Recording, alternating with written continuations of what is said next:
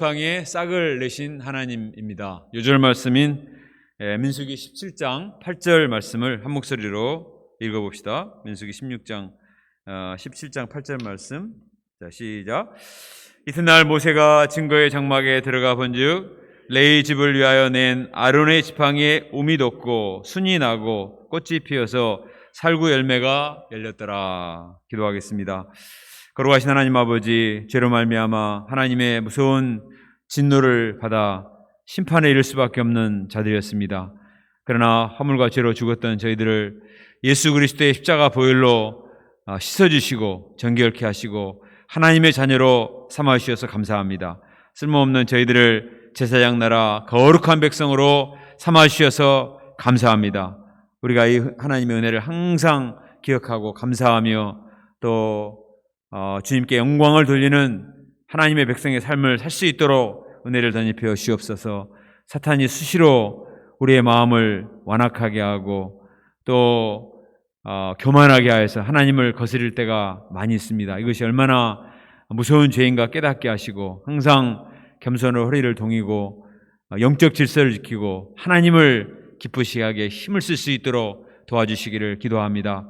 하나님 아버지, 이 시간 우리 하나님께서 사랑하는 당신의 자녀들의 심령을 찾아가시고 어루만지시고 또 위로하시고 말씀을 통해서 힘을 허락해 주시옵소서.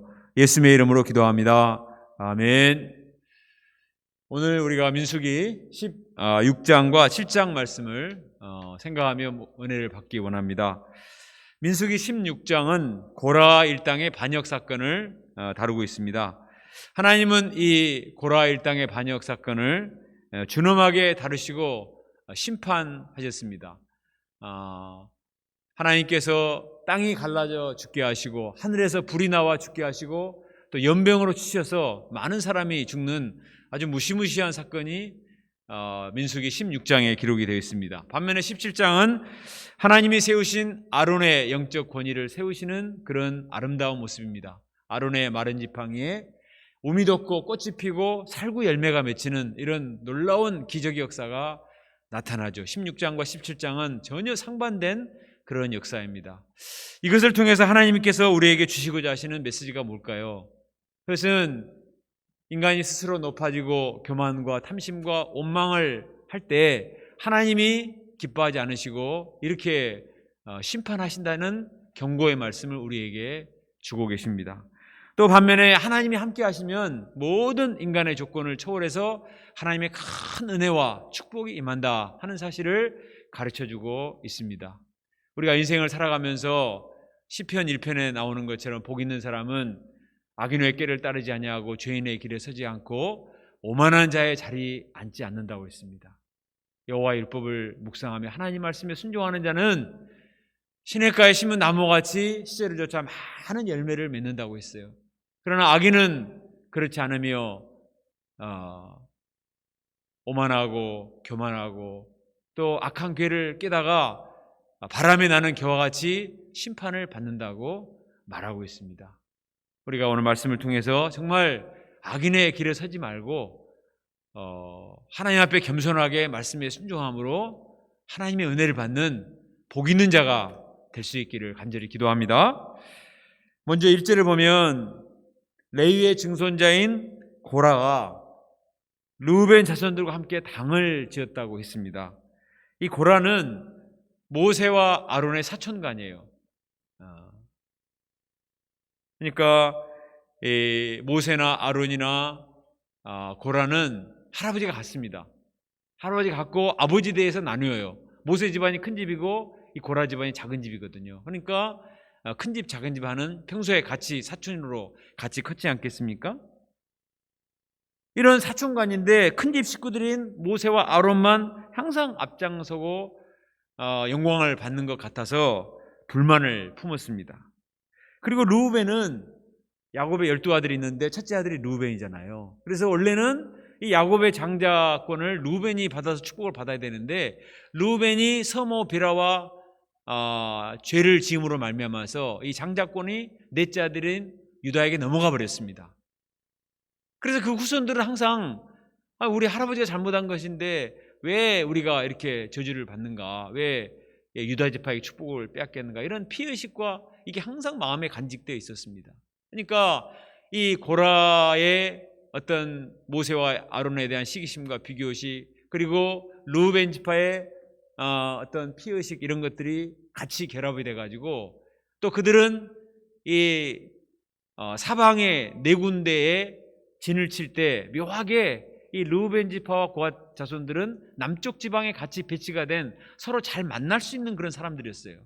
자기들끼리 만나서 쑥쑥쑥 하다 보니까 불만이 증폭이 되어가지고 결국은 반역을 일으키게 된 것입니다. 2절에 보면은 이들은 이름 있는 지휘관 250명을 포섭을 해서 모세를 거슬렸어요. 이름 있는 지휘관이니까 엘리트 지휘관들이죠. 지휘관들 중에서도 똑똑하고 머리가 좋고 영리한 이런 사람들을 잘 포섭을 해가지고 반란군들을 형성을 하게 된 것입니다. 지금 이스라엘 백성들은 가나안 정복 전쟁을 앞에 두고 있는 정말 중요한 시점이었습니다.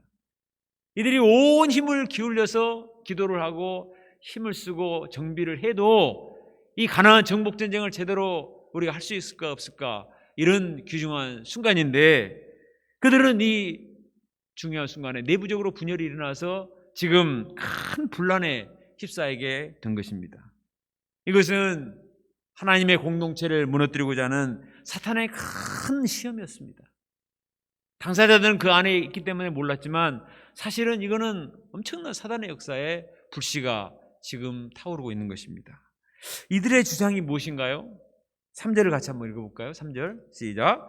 그들이 모여서 모세와 아론을 거슬려 그들에게 이르되 너희가 분수에 지나도다. 회중이 다 각각 거룩하고 여호와께서 그들 중에 계시거늘 너희가 어찌하여 여호와의 총회 위에 스스로 높이느냐? 뭐라고 말했냐면은 모세와 아론 너희가 분수에 지나치다. 우리 이스라엘 백성 모든 사람이 다 각각 거룩한데 하나님이 다 우리 모두와 함께 동일하게 거하신데 왜 너희만 높여서 자꾸 광을 내고 왕노로 달려고 하느냐, 이렇게 말했습니다. 출애굽기 19장을 보면 하나님께서 이스라엘 백성들을 출애굽하신 다음에 시내산에서 너희는 제사장 나라 거룩한 백성이 될지라, 이렇게 말씀하셨거든요. 모세와 아론에게만 말씀하신 것이 아니고 이스라엘 백성 모든 사람에게 제사장 나라 거룩한 백성 삼으셨다, 이렇게 말씀하셨잖아요. 그러니까 그들은 아니 당신들만 거룩하지 않고 우리도 다 거룩한데 왜 자기들만 아주 거룩한 척하고 이렇게 항상 지도자하느냐? 응? 다 평등한데 하나님 우리와도 함께 하시는데 왜 당신들만 앞장서는가, 잘난 체하는가, 이렇게 따졌습니다. 그러면 모세와 아론이 정말 그들이 생각한 것처럼 스스로 높아져서 백성들 위에 군림하고 특권을 누리는 이런 문제를 일으켜 왔는가 하냐면 사실은 그렇지가 않아요. 출애굽기와 민수기를 잘 읽어보면 모세는 출애굽 역사를 이루기 위해서 정말 고생을 많이 한 사람입니다. 모세가 무슨 야심이 있어가지고 이스라엘 백성들을 해방시켜가지고 무슨 작전을 짠 음모를 꾸민 그런 사람이 아닙니다. 모세는 이미 80이 돼가지고 아무 생각도 없고 양이나 치고 이렇게 있었는데 어느 날 하나님께서 가시나무 떨기 불꽃으로 나타나셔가지고 모세야 모세야 내가 너를 바로에게 보내느니 바로에게 가서 이스라엘 백성을 꺼내오도록 해라. 나는 입술이 뻣뻣한 사람이기 때문에 못합니다. 자꾸 거절했는데 내가 지팡이를 주고 하나님이 기적을 베풀어 주실 테니까 믿고 가라. 그래서 모세가 순종해서 나갔습니다. 그래서 바로에게 이 백성을 내보내라 이렇게 말했는데 바로가 바로 듣습니까? 계속 반발하고 교만을 떠니까 10번이나 10가지의 재앙을 통해서 마침내 바로의 코를 납작하게 하고 이스라엘 백성들을 출애굽을 시켰습니다.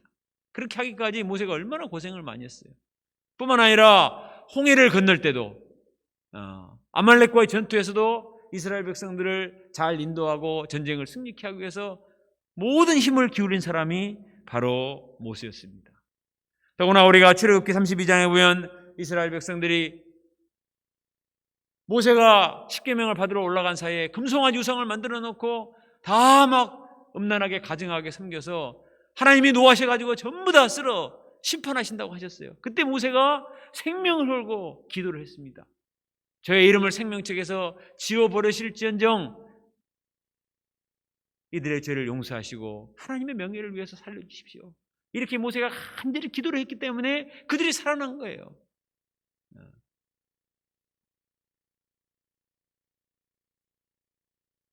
모세는 자기 혼자만 특권을 누리려고 하는 이기적인 사람이 아니었습니다. 모세는 모든 이스라엘 백성들을 전부 다 훌륭한 하나님의 종으로 키우기를 원했어요. 그 증거가 뭐냐? 민수기 11장에 보면 70장로들이 모여서 기도할 때 성령이 쫙 임했죠. 그때 이 엘닷과 메닷이라는 사람이 장막에 나오지 않고 자기들끼리 그냥 자기 방에 있으면서 막 예언을 하는 거예요. 그때 여호수아가 화가 났습니다. 이 사람들이 하나님의 질서를 순종하지 않고 자기 집에서 저렇게 예언하는 것은 이거는 원칙이 아니다. 그마소서 이렇게 말했거든요. 근데 모세가 그때 뭐라고 말합니까? 그만둬라. 나는 하나님께서 그의 영을, 성령을 이 70명의 장로들 뿐만 아니라 모든 백성에게 다 내려주셔서 모두 다 선지자 되게 하기를 원하노라. 이렇게 말씀하셨습니다. 와, 내 말 듣지 않고 함부로 예언하는 사람들 전부 금하라. 이렇게 특권의식을 가진 게 아니라 나뿐만 아니라 70장로뿐만 아니라 모든 사람들이 전부 다 성령 충만해서 정말 200만의 모든 백성들이 하나님의 영이 충만한 세계에서 가장 탁월한 제사장 나라 거룩한 백성이 되기를 원한다. 이게 모세의 마음이었습니다. 15절에 보면 모세는 백성들에게서 나귀 새끼 한 마리 빼앗지 않을 만큼 청렴했어요. 모세는 정말 백성들을 순수하게 사랑한 선한 목자였습니다. 그런데도 그들이 모세와 아론을 가리켜서 분수에 지나치다, 스스로 높인다 이렇게 말한 것은 너무나 부당한 얼토당치도 않는 말이었습니다. 목자가 순수한 사랑과 진심을 오해받고 또 비난을 받을 때 정말 속이 상합니다. 자기가 사실이라면 그것에 대해서 할 말이 없겠지만 이렇게 너무나 얼토당도 않는 그런 말을 가지고 비난을 하고 거짓으로 왜곡을 시키면 너무 상처받고 힘이 들어가지고 더 이상 목자 생활을 하고 싶지가 않습니다. 정남이가 떨어져가지고 목자 생활을 하고 싶지가 않습니다. 또는 너무나 화가 나가지고 막 뚜껑이 열려서 이놈들 무슨 말을 이렇게 함부로 하냐고 막 싸울 수도 있죠. 사실 모세는 과거에 혈기가 많은 사람이었거든요. 근데 모세는 어떻게 했습니까? 모세는 전혀 혈과 육의 싸움을 싸우지 않았습니다. 4절에 보면 조용히 엎드렸습니다. 반역자들이 두려워서 엎드린 것이 아니에요. 하나님께 판단을 맡긴 것입니다. 모세는 말했습니다. 다들 향로를 가지고 하나님 앞에 서기로 하자. 하나님께서 택하신 자가 거룩하게 되리라. 자, 전부 다 자기가 향로를 가지고 향불을 가지고 와서 하나님의 앞에 서보자. 나도 그렇게 할 테니까. 그리고 하나님이 어떤 사람을 거룩하게 하시는가, 하나님이 어떤 사람을 인정하시는가, 우리 모두 다 함께 하나님 앞에 나가서 심판을 받자. 이렇게 말했습니다. 모세는 자기의 권위를 높이는 것이 아니라 하나님의 권위 앞에 모든 사람이 다 엎드려야 된다. 이렇게 제안을 한 것입니다. 모세는 얼마나 겸손하고 온유한 사람입니까? 모세는 또 목자의 심정을 가지고 이들이 분명히 영적으로 문제가 있는 것을 조목조목 가르쳐 주기를 원했습니다. 7절 하반절에 보면 모세가 이렇게 말하죠. 레위 자손들아, 너희가 너무 분수에 지나치다. 이 반역하는 자들이 모세에게 당신이 분수에 지나칩니다 이렇게 말하니까 내가 분수에 지나친 게 아니라 사실은 너희들이 지금 분수에 지나친 말을 하고 있는 것이다. 이렇게 말을 하는 거예요. 그리고 그 근거를 얘기를 하고 있습니다. 우리 9절과 10절을 같이 읽어볼까요? 9절과 10절 시작. 이스라엘 하나님이 이스라엘 회중에서 너희를 구별하여 자기에게 가까이 하게 하사 여호와의 성막에서 봉사하게 하시며 회중 앞에 서서 그들을 대신하여 섬기게 하심이 너에게 작은 일이겠느냐? 하나님이 너와 내 모든 형제 레위 자손으로 너와 함께 가까이 오게 하셨거늘 너희가 오히려 제사장의 직분을 구하느냐? 이들은 레위 지파, 이들은 이스라엘 12지파 중에서 특별히 뽑혀서 하나님의 성막에서 하나님을 가까이 섬기는 그런 직분을 받은 엄청난 은혜를 받은 사람들입니다. 감히 거룩하신 하나님 앞에 누구도 가까이 갈 수 없는데 그 중에서 특별히 중보자 역할을 할 수 있는 사람으로 하나님 뽑으셔가지고 레위 지파는 전쟁에 나가지 않고 다른 지파들은 사방에 다 세 지파씩 진을 치고 전쟁이 나면은 목숨 걸고 피 흘리며 싸워야 돼요. 그런데 그들은 그 성막을 지키면서 거기서 물론 성막을 지키고 또 제사를 준비하고 이것도 쉬운 일은 아니지만 그러나 가장 가까이서 하나님을 섬기며 내 지파의 보호를 받으면서 할 수 있다는 것이 이게 어떻게 작은 일이냐. 또 레위 지파 중에는 세 자손이 있었어요. 게르손과 무라리와 고핫 자손이 있었는데 우리가 배운 것처럼 게르손 지파들은 천막을 전부 접고 펴고 이렇게 하는 일을 전부 맡았습니다. 성막에 큰 바깥에 천막 3겹을 싸고 또 지성소와 성막에 지성소와 성소에 천막을 내리고 또 모든 그 성소 주변에 하는 천막을 한 천막은 전부 다 그 사람들이 치고 걷고 운반하는 일을 맡았어요. 그리고 무라리 자손들은 또 뭐죠? 무라리 자손들은 기둥, 그 무거운 기둥을 전부 구멍을 파고 거기에다가 받고 옮길 때마다 또 그걸 빼서 그걸 짊어지고 옮겨야 된단 말이에요. 고핫 자손들은 성막 안에 있는 기구들만 옮기면 됐어요.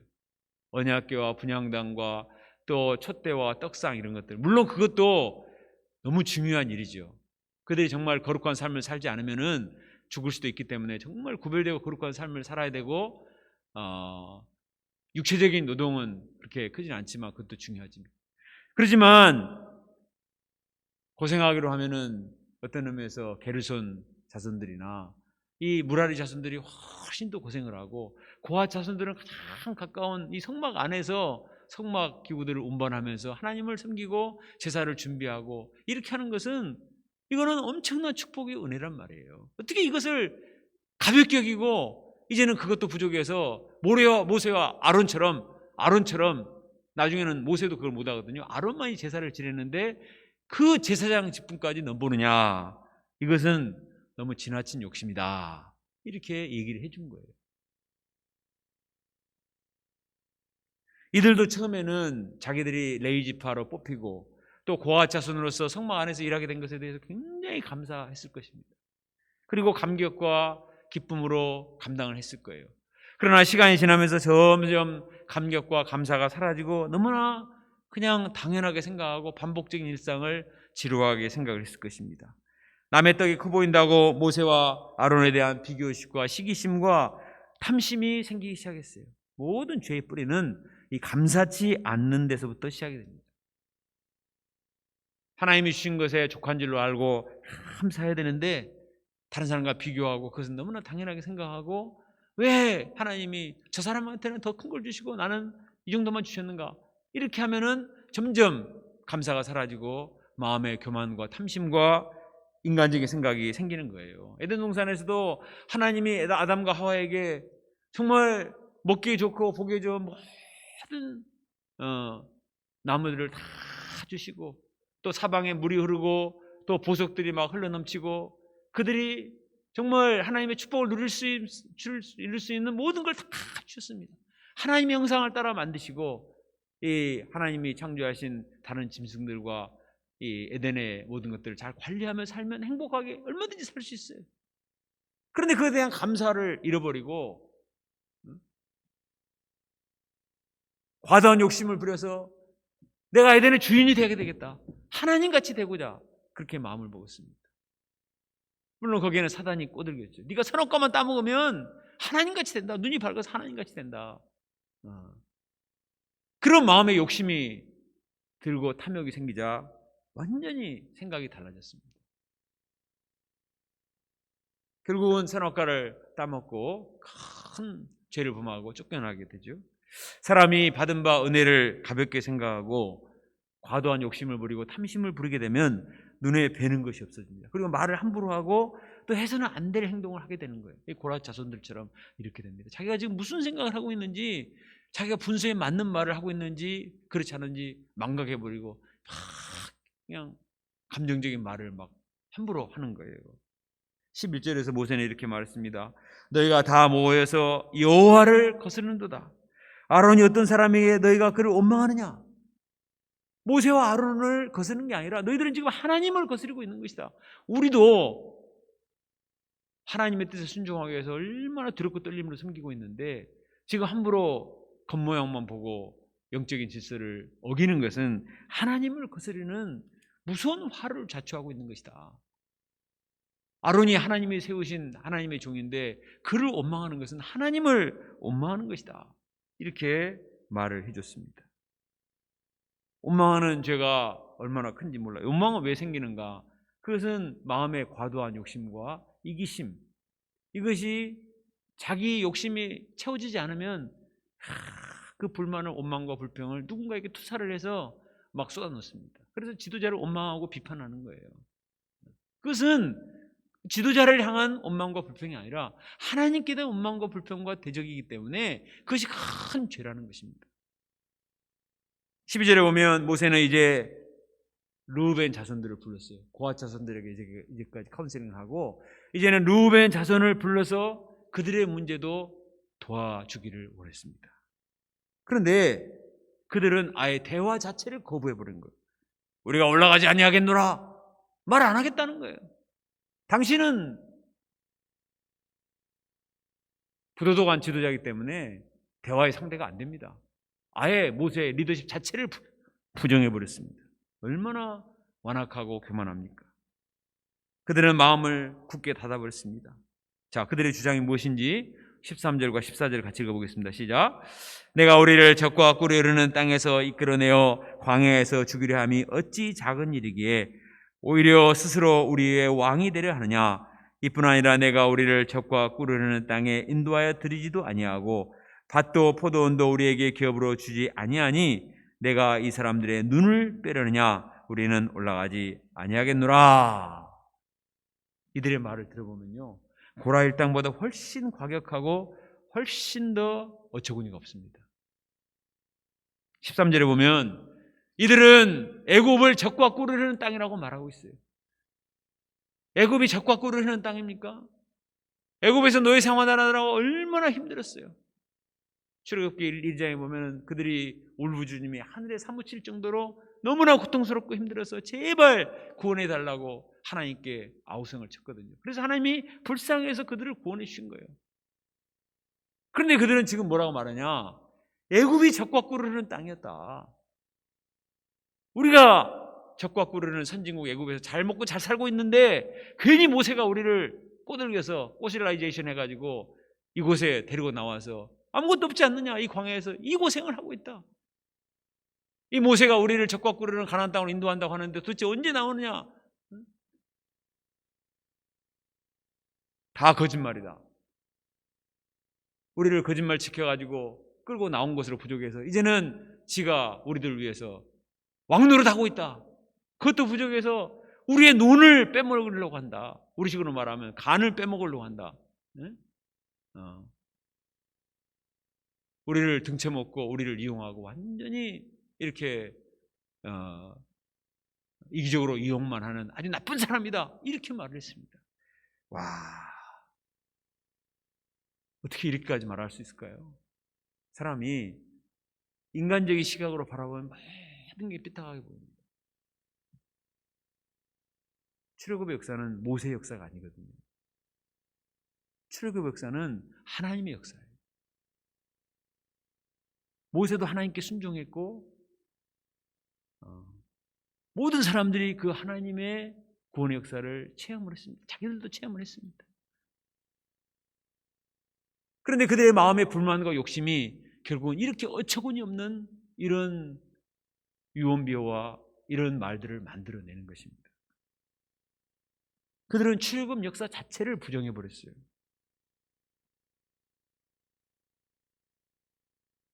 이들의 말만 들으면 모세는 정말 이기적인 지도자고 겉모술수에 능한 사람이고 아주 사악한 지도자입니다. 여기까지 말을 듣고 있던 모세가 너무나 화가 났습니다. 고라일 땅이 말할 때는 엎드려서 하나님께 맡기며 판단을 구했는데 이들이 얼토당토 않는 말을 듣고는 모세가 너무나 화가 나고 영적인 분노가 일어나서 하나님께 그렇게 일러 바치죠.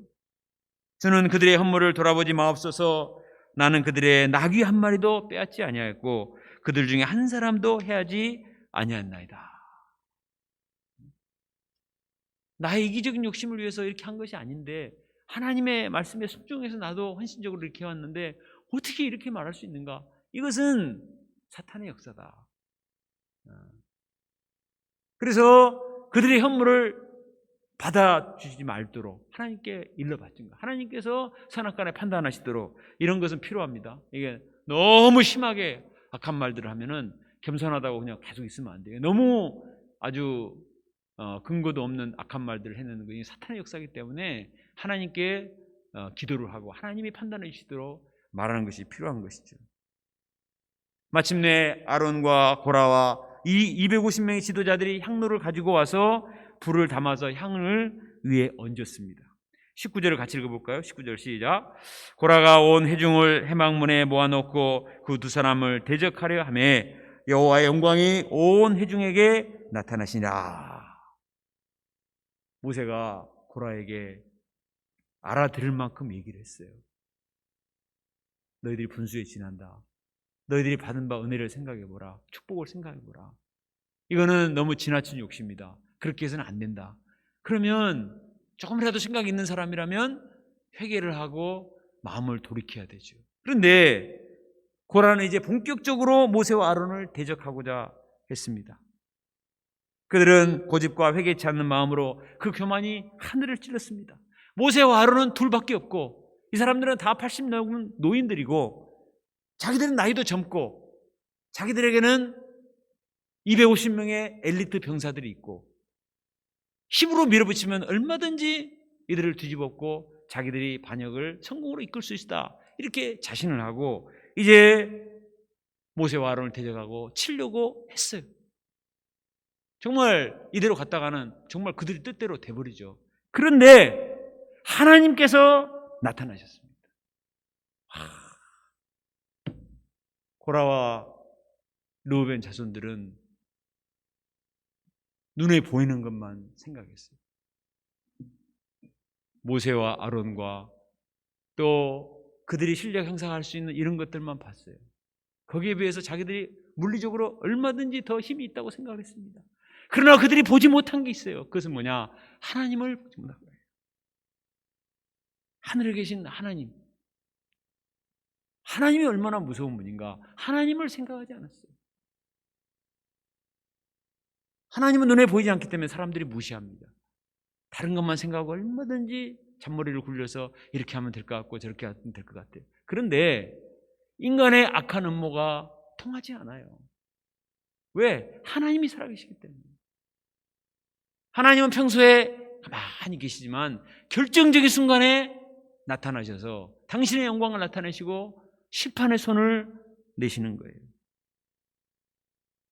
하나님께서 모세와 아론에게 말씀하셨습니다. 너희는 이 회중에서 떠나라. 내가 순식간에 이들을 멸하려노라.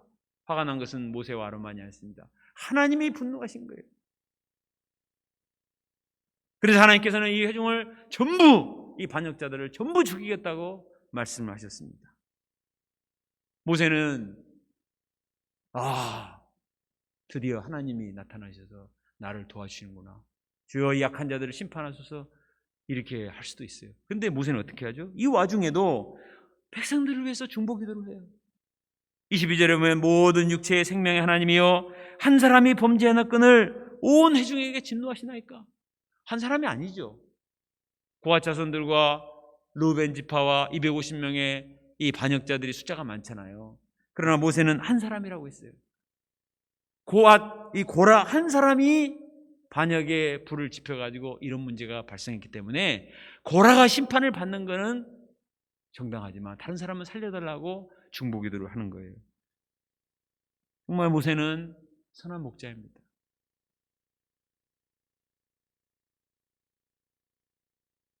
출애굽기 32장에서는 하나님이 모세의 중보기도를 받으시고 진노를 거두셨어요. 그러나 이번에는 하나님이 너무나 진노하셔서 땅을 벌려서 고라 일당을 전부 그 재물과 함께 전부 지진 나서 땅속에 다 묻히게 심판을 하셨습니다. 또 하나님께서는 하늘에서 불이 나와서 250명의 반역자들을 전부 다 불살라 죽게 하셨어요. 하나님의 심판이 얼마나 무섭습니까? 사람들은 하나님의 눈에 보이지 않기 때문에 하나님은 없다, 하나님의 심판이 어디 있느냐, 이렇게 우습게 생각합니다. 그러나 히브리서 12장 29절에 우리 하나님은 소멸하는 불이시라, consuming fire, 하나님은 불태우시는 불이십니다. 소멸하는 불이십니다. 악인의 교회가 성공하는 것 같아도 결정적인 순간에 망할 수밖에 없는 이유는 하나님이 다 보고 계시기 때문에, 하나님이 우리의 폐부를 감찰하시기 때문에 하나님의 불꽃 같은 눈을 피할 사람이 없는 것입니다. 시편 1편에 보면 복 있는 사람은 악인의 꾀를 따르지 않고 죄인들의 길에 서지 아니하며 오만한 자의 자리에 앉지 않는다고 했습니다. 당장 그들이 형통하는 것 같고 그렇게 하면 잘 되는 것 같아도 마지막에는 바람이 나는 겨와 같아서 심판을 견디지 못하고 망할 수밖에 없기 때문에 당장 현실에 유익이 있다고 해서 악인의 꾀와 죄인의 길과 오만한 자리에 서는 것은 너무나 어리석은 것입니다.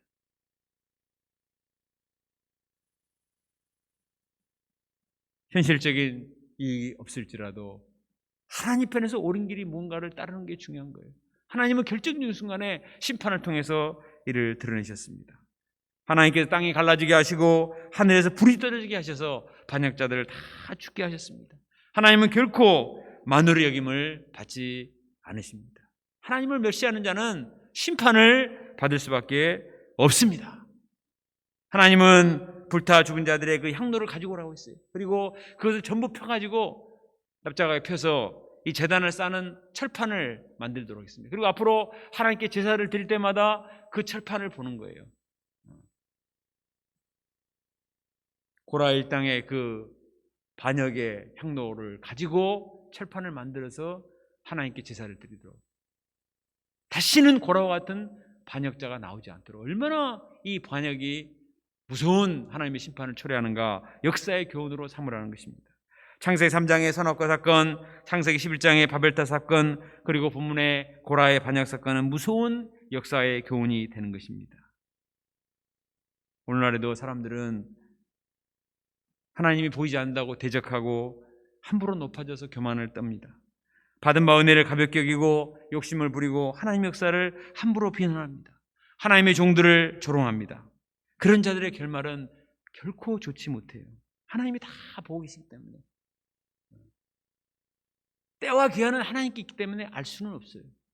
그러나 분명한 사실은 하나님이 반드시 때가 되면 심판의 손을 드신다는 사실입니다.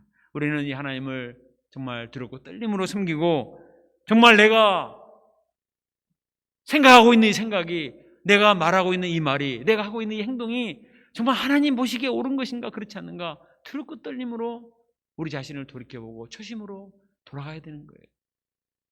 로마서 12장 3절에 마땅히 생각할 그 이상의 생각을 품지 말고 오직 하나님께서 각 사람에게 나누신 믿음의 분량대로 지혜롭게 생각해라.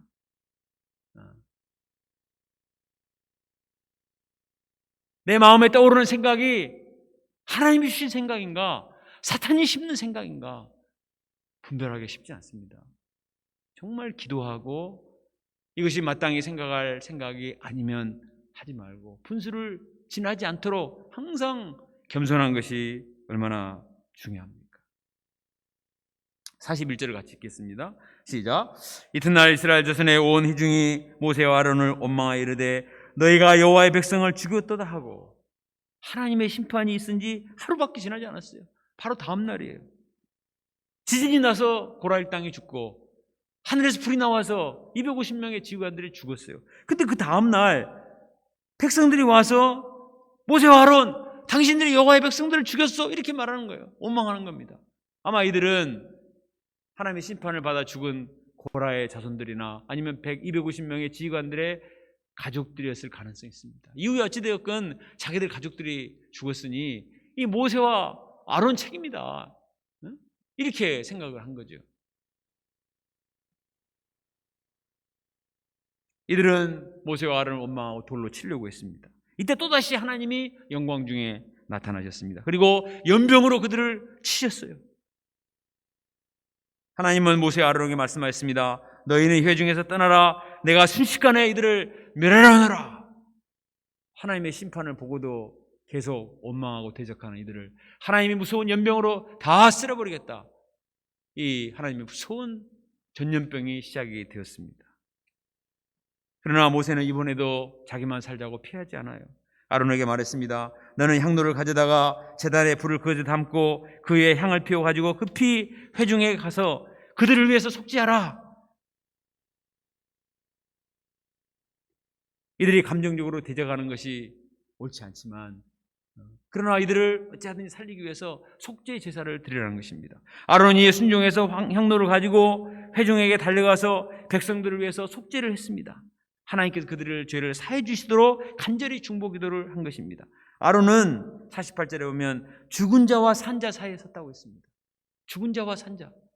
죽은 자와 산자가 한 길밖에 차이가 없어요. 그냥 놔두면 거룩하신 하나님의 속성상 하나님이 돌파하셔서 전염병으로 다 쓸어버릴 수 있는데 모세가 거기에 딱 쓴 것입니다. 아론이 하나님 이 속죄 제사를 받으시고 진노를 거두어 주시옵소서 하고 간절히 기도를 했습니다. 그래서 연병이 그치게 된 거예요. 그때 연병으로 죽은 사람이 14,700명이었다고 했습니다. 많이 죽었죠. 만약에 아론이 속죄 제사를 드리지 않았으면 14,700명이 아니라 훨씬 많은 사람들이, 대부분의 사람들이 연병으로 죽어버렸을 수도 있어요. 그나마 아론이 속죄 제사를 드렸기 때문에 하나님의 진노를 막게 된 것입니다. 이 속죄의 향로는 예수님의 십자가를 예표하는 거예요. 우리는 모두 죄 때문에 하나님의 심판을 받아 마땅합니다. 우리는 고라 일당과 루벤 지파들의 반역과 또 여기서 원망하고 불평하는 이 사람들 볼 때 해도 너무한다.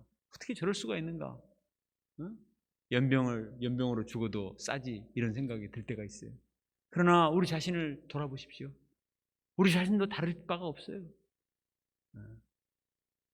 고라 일당처럼 교만할 때도 있고 르우벤 자손들처럼 이렇게 대적할 때도 있고 또 모세와 아론을 원망하며 이렇게 한 그런 사람들처럼 원망과 불평으로 하나님을 슬프시게 할 때도 있습니다. 이런 우리의 죄 때문에 사실은 무서운 전염병과 재앙으로 다 죽을 수밖에 없어요. 그런데 하나님의 아들 예수님께서 오셔서 십자가에 못 박혀 죽으심으로 속죄의 제사를 드리셨습니다. 아버지여 저희를 사하여 주옵소서, 자기들이 하는 것을 알지 못함입니다. 제가 죗값을 다 치를 테니까 하나님의 저주는 나에게 퍼부으시고 이들을 살려주시옵소서. 예수님이 이처럼 속죄 제사를 드리셨습니다. 하나님께서 그 예수님의 십자가상의 기도와 그 속죄 제사를 받으시고 진노를 거두시고 우리를 구원해 주신 것입니다. 이를 볼 때 예수님의 십자가 대속의 사랑이 얼마나 놀라운가 알 수가 있습니다. 저로 말미암아 다 심판을 받아 죽을 수밖에 없는데 대신 저주를 받으시고 우리에게 속죄의 은혜를 베풀어 주신 예수 그리스도의 십자가 대속의 사랑을 감사 찬송을 드립니다. 또 우리가 여기서 배울 것은 우리가 예수님처럼 할 수는 없지만 아론과 같이 이 시대에 무지하고 교만하고 감정적으로 행하는 그런 양들을 우리가 미워하고 그냥 버려둘 것이 아니라 아론과 같이 모세와 같이 이들을 불쌍히 여기고 하나님 아버지들이 정말 무지해서 참 이렇습니다. 이들을 위해서 중보기도 하고 속죄의 제사를 드리는 마음으로 하나님 앞에 나갈 때 하나님께서 이런 마음을 받으시고 구원해 주시리라 믿습니다. 사도행전 7장에 보면은 스데반이 하나님 말씀을 전하다가 돌에 맞아 죽습니다. 그때 돌을 던지며 주동한 사람이 사울이었어요. 그런데 스데반이 예수님과 같은 기도를 합니다.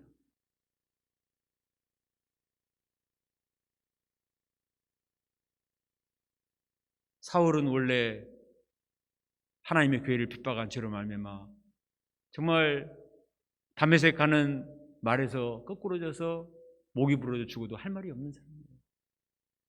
근데 하나님께서 그런 바울을 만나주시고 이방인을 위한 그릇으로 택해 주셨어요. 저는 이 솔로몬, 이 스데반의 중보기도가 정말 하나님께 상달되었다고 믿습니다. 저들의 죄를 저에게 돌리지 마옵소서 하는 그 스데반의 중보기도를 받으시고 하나님께서는 진노를 거두시고 오히려 이 핍박자요, 폭행자요, 악행자인 사울을 변화시키셔서 복음의 사도로 삼아주신 것입니다. 오늘날도 우리 주변에 보면은 너무나 함부로 말하고 또 심지어는 하나님의 공동체 내에서도 참 상처를 주고 이렇게 얼토당토 않는 말을 하는 사람들 볼 때 너무 화가 날 때가 있어요. 그러나 우리는 하나님 앞에 나가서 아론과 같은 심정으로 죽은 자와 산 자 사이에 서서 내가 기도하지 않으면, 내가 중보하지 않으면, 내가 하나님께 나가서 간절히 대신 기도하지 않으면 하나님의 저주가 임할 수밖에 없기 때문에 그들을 불쌍히 여기고 간절한 심정으로 기도하면 하나님이 그걸 받으시고 그들을 구원하시고 바울의 눈에서 비늘이 벗겨져서 회개함 같이 언젠가는 그들이 회개하고 주님께로 날아오는 이런 은혜 역사를 이루어 주실 줄로 믿습니다. 17장은 하나님께서 아론의 지팡이에 싹이 나는 사건을 보여주시는 사건입니다. 이스라엘 백성들의 반역 사건으로 말미암아 영적인 질서가 너무 무너져 버렸어요. 하나님께서는 땅이 갈라지고 하늘에서 불이 내리고 연병으로 악한 자들을 치셨지만 그러나 이 영적인 무너진 질서를 다시 세우는 것이 이 보통 일이 아니었습니다. 그래서 하나님께서는 한 가지 사건을 만드신 거예요. 그것은 뭐냐? 이스라엘 12지파 모든 지파에게 마른 막대기를 전부 가지고 와라. 그리고 그 지팡이에도 전부 자기 지파 이름을 써라. 그리고 언약궤 위에 그 지팡이 12개를 놔두라. 거기에 싹이 나고 우미 돋고 꽃이 피는 그 지파는 내가 택한 지파이기 때문에 그것을 보고 하나님의 영적 질서에 순복하라 이렇게 말씀하신 거거든요. 그래서 다 그렇게 했습니다. 그랬더니 다른 지파에서는 아무런 마른 막대기에 아무런 마른 막대기에서 뭐가 나오겠어요? 그대로 있었습니다.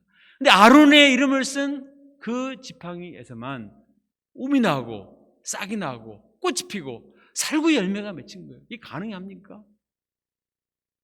마른 막대기인데 그 막대기에 어떻게 우미 돋고 싹이 나고 꽃이 피고 열매까지 맺힐 수 있어요? 이거 있을 수가 없어요. 이것은 하나님의 역사인 것입니다. 하나님 하실 수 있는 기적 역사예요. 하나님은 이를 통해서 아론은 하나님이 세우신 영적인 지도자다. 아론의 지위는 인간적인 지위가 아니라 하나님이 세우신 영적인 지위요 신적인 지위다 하는 것을 가르치심으로써 더 이상 원망하지 말고 하나님이 세우신 영적 질서에 순복하라 이렇게 메시지를 주신 것입니다. 이것을 보고 나서야 사람들은 너무나 두려웠습니다. 보소서 우리는 죽게 되었나이다. 망하게 되었나이다. 다 망하게 되었나이다. 이게 17장 마지막 말씀이에요. 계속 원망하고 불평하고 땅이 갈라지고 하늘에서 불이 내려오고 연병이 나도 아직 불평과 원망이 사라지지 않는 그들이 이 하나님께서 아론의 지팡이에 우미 돋고 쏙이 나고 꽃이 피고 열매가 맺히는 것을 보고 나서야 하나님이 정말 살아계시는구나. 저주와 심판의 역사는 그렇다 치지만 마른 막대기에서 싹이 나고 꽃이 피고 열매가 맺히는 것은 이거 생명의 역사잖아요. 죽은 자를 살리는 생명의 역사. 이거는 하나님이 아니고는 할 수가 없다. 그렇지 않습니까? 지진이 나고 전염병이 돌고 이거는 자연적으로도 일어날 수도 있는 일일 수 있어요. 어쩌다 그렇게 됐겠지. 그러나 마른 막대기에 싹이 나고 꽃이 피고 열매가 맺히는 거는 이거는 우연이 아니에요. 이건 하나님만이 하실 수 있는 것이고 왜 똑같이 다 놔뒀는데 다른 지팡이에는 그런 일이 안 일어나는데 아론의 지팡이에만 이렇게 하는가? 아론을 인정하지 않고 하나님의 질서를 거부하고자 했는데 이제는 거부할 수가 없게 된 거예요. 그래서 너무나 두려운 것입니다. 와, 우리가 망하게 되었다. 저 지팡이로 우리를 치면 다 죽겠구나, 이거 뭐 이제 끝이다, 이럴 정도로 벌벌벌 떨게 된 것입니다. 이제야 비로소 그들의 마음속에 홀리 피어, 거룩한 두려움, 하나님을 두려워하는 게 지식의 근본이라고 했지 않습니까? 하나님을 두려워하는 것이 영적인 질서를 지키는 기본인데 하나님은 그것을 만드신 것입니다. 여기서 아론의 지팡이는 예수님의 십자가와 부활을 예표한다고 볼 수가 있습니다. 사람들은 예수님을 조롱하고 무시해서 십자가에 못 박아 죽여버렸죠. 그러나 예수님은 죽은 지 사흘 만에 살아나셨습니다. 아담의 범죄 후 모든 인간은 죽게 되는 마른 막대기와 같이 되었습니다. 그런데 예수님만은 죽은 자의 사흘 만에 살아나셨어요. 자연의 법칙을 이기고 승리하셨습니다. 마른 막대기에 우미도 없고 꽃이 피고 열매가 맺힌 것 같은 놀라운 기적의 역사, 부활의 역사가 일어났습니다. 이사야 53장에 보면은 예수님은 마른 땅에서 나온 줄기와 같아서 풍채도 없고 보기에 아름다운 것이 아무것도 없다고 그랬습니다. 그래서 예수님을 무시하고 십자가 못 박아 죽여버렸습니다. 그런데 하나님은 그 건축자의 버린 돌을 모퉁이의 머릿돌로 삼으셔서 구원의 반석으로 삼으셨습니다. 이사야 11장 1, 2절에 이새의 줄기에서 한 싹이 나며 그 뿌리에서 한 가지가 나서 결실할 것이요 그 위에 하나님의 영 여호와의 영 지혜와 총명의 영이요 모략과 재능의 영이요 지식과 여호와를 경외하는 영이 강림하십니다. 마른 막대기에 나타난 작은 싹이 별거 아니지만 점점 성장해서 하나님의 영이 임하니까 인류를 구원하는 메시아 구원의 큰 구원의 나무가 된 것처럼 사람들이 무시하는 예수님, 갈릴리 사람이라고 무시했던 나사렛 예수라고 무시했던 그 예수님에게 하나님께 성령을 한량없이 부어주셔서 수많은 기적을 행하시고 병자들을 고치고 죽은 자까지 살리고 예수님 자신도 사망 권세를 파하시고 살아나는 기적을 베푸셨습니다. 인류의 수많은 사상가들, 철학자들, 정치인들, 종교가들이 있지만 다 죽고 끝났어요. 마른 막대기에 꽃이 핀 적이 없습니다. 그러나 예수님만이 죽은 자 가운데 살아나셔서 부활하시고 지금도 우리와 함께하고 있습니다. 예수님은 마른 막대기에 꽃이 피고 열매가 맺히는 그런 기적의 증인 줄로 믿습니다. 이 예수님을 대적하고 교만하여 높아진 자들은 결국은 다 산산이 조각난다고 했습니다. 그러나 예수님을 믿고 예수님의 십자가 부활의 복음을 영접하고 믿는 사람은 그 예수님께 접붙임 바 되어서 그 인생도 영광스럽게 돼요. 아무리 그 인생이 마른 막대기처럼 보잘것없고 정말 초라한 인생이었을지라도 참포도 나무 대신 이 예수님께 접붙임 바 되면 예수님의 생명을 공급받기 때문에 싹이 나요. 꽃이 피어요. 열매가 맺힙니다. 그래서 영광스럽게 되는 것입니다. 자, 결론입니다. 오늘 말씀을 통해서 하나님은 분명한 메시지를 주고 계십니다. 16장과 17장에서 분명한 메시지. 어떤 사람이 하나님의 축복을 받고 어떤 사람이 저주를 받을 수밖에 없는가? 사건을 통해서 분명히 보여주셨습니다. 고라와 루벤의 자손들과 25명의 지도자들은 머리가 좋은 사람들이었습니다. 똑똑한 사람들이고 힘이 있고 능력이 있는 사람이었어요. 그러나 그들은 하나님을 대적하고 원망하고 자기를 스스로 높였기 때문에 망했습니다. 그 와중에서 아론은 아무런 실력을 행사할 수도 없는 사람이었어요. 모세와 아론은 단지 하나님 앞에 나가 기도했습니다. 지금까지 그랬던 것처럼 하나님께 순종하고 하나님의 뜻대로 하고 그 백성들을 위해서 속죄제사를 드리고 죽을 각오를 하고 죽은 자와 산 자 사이에 서서 중보 사역을 감당했습니다. 그때 하나님께서는 아론을 기뻐하시고 그 마른 막대기에 꽃이 피고 열매가 맺히는 기적을 베풀어 주셨습니다. 인간의 생사화복이 인간의 머리에 있는 것 같지만 길게 보면 그렇지 않습니다. 축복과 저주가 하나님의 손 안에 있어요. 베드로전서 5장 5절에 하나님은 교만한 자를 대적하시되 겸손한 자에게 은혜를 주십니다. 인간이 잘나면 얼마나 잘나고 똑똑하면 얼마나 똑똑하겠어요. 겸손으로 허리를 동이고 하나님의 뜻을 순복하는 사람을 하나님은 기뻐하십니다.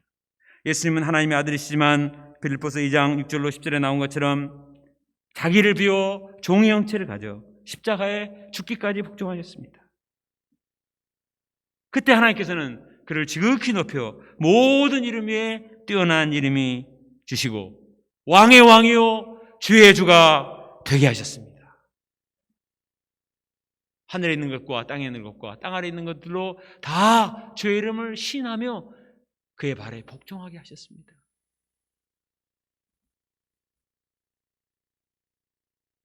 우리가 인생을 살아가면서 어떤 편에 설 것인가, 어떤 자가 될 것인가, 오늘 말씀이 우리에게 방향을 제시해 줍니다. 우리가 항상 겸손한 허리를 동이고 나 같은 자를 구원하시고 가까이 하나님을 섬기게 하시는 은혜가 얼마나 큰 은혜인가, 이것을 가볍게 생각하지 말고 감사하고 있는 자리에서 지극히 작은 일에 충성을 다하면 하나님이 때가 되시면 높이시고 축복하십니다. 그러나 자기를 높이고 자랑하고 대적하면 하나님이 기뻐하지 않으십니다. 우리가 항상 주님이 주시는 은혜에 감사하고 또 작은 일에 충성을 다해서 하나님의 은혜를 받는 자들이 될 수 있기를 기도합니다. 또 하나님 우리에게 맡기신 양들을 불쌍히 여기고 이들을 위해서 생명을 걸고 중보 기도를 함으로써 이들을 살려내고 이들을 주님께로 인도하는 하나님의 마음에 합한 믿음의 사람들이 될 수 있기를 간절히 기도합니다. 기도드리겠습니다. 하나님 아버지, 민수기 16, 17장 말씀 참으로 무서운 하나님의 경고와 또 축복의 약속의 말씀입니다. 하나님 아버지, 참으로 고라와 르우벤 자손과 250명의 이 이름 있는 지도자들과 원망하는 자들, 그들은 나름대로 자기 논리를 가지고 와서 대적했지만 하나님이 기뻐하시지 않았기 때문에 결국은 하나님의 징계를 받았습니다. 그러나 말없이 엎드려 기도하고 하나님의 뜻에 순종하고 백성들을 위해서 기도한 모세와 아론은 하나님이 마른 막대기에 꽃이 피고 열매가 맺히는 하나님의 은총을 보여주셨습니다. 하나님 아버지, 인간적인 말과 자기 주장과 자기 잘남을 자랑하는 이 세상 속에서 하나님 아버지, 저희가 악인의 꾀를 따르지 않고 죄인의 길에 서지 않으며 오만한 자의 자리에 앉지 않게 하시고 하나님의 말씀에 순종하고 또 겸손히 자기를 낮추고 또 한 영혼을 위해서 눈물로 기도하는 목자가 되어서 복 있는 인생, 하나님의 은혜를 받고 하나님의 구원 역사에 쓰임받는 자들이 되게 하옵시기를 간절히 기도합니다. 예수님의 이름으로 기도합니다. 아멘.